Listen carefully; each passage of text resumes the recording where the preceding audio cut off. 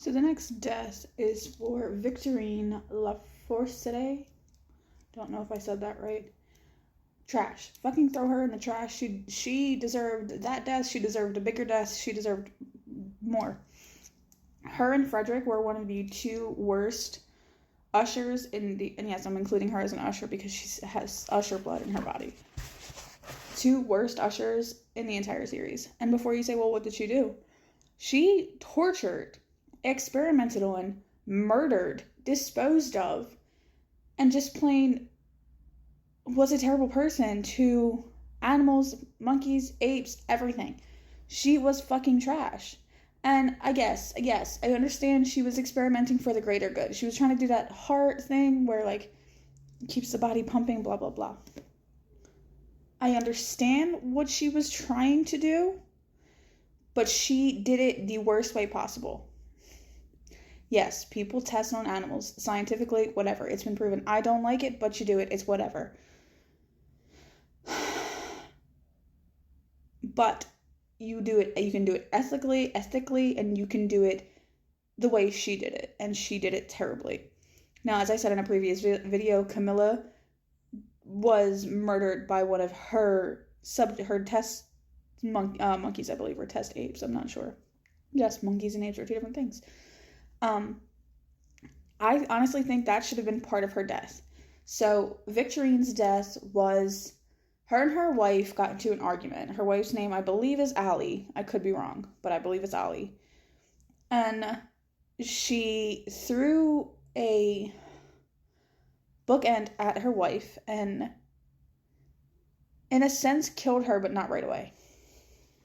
So she was definitely gargling, like she was on the floor dying, and she didn't know what to do. Like, you didn't see any of this at the beginning. You saw all this at the end.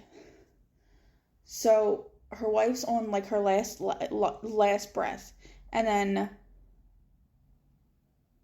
let me go back a little. So all you see is her throw the bookend at her wife. You don't know if she hit her or not. You just know she has not been seen since that moment. The wife, not Victorine. Victorine's going through the days hearing this, like, clicking noise and not knowing where it's coming from and losing her mind. Still trying to convince people that her experiments are A-okay and going perfect. And trying to convince, who we come to find out later down the line is the person doing all this, that she should have this heart surgery, get this thing implanted in her chest, and be A-okay, be the first person to ever get it done, like, be the test subject.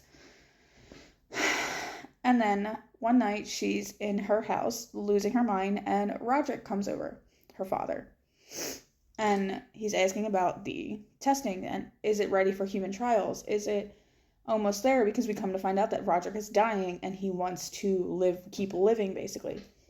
So he needs her heart thing to help. And she hears that clicking noise, and she asked him if he hears it, and he hears it, which is odd because no one else has heard it up to this point.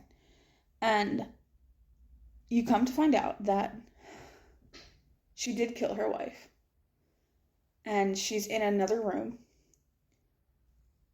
chest completely open, heart still pumping because of that mechanism, but everything else is dead. She's like, oh, she's alive. She's living this hallucination that she's alive, and just in a bad mood. Like, she's living in a hallucination. And it was just so morbid.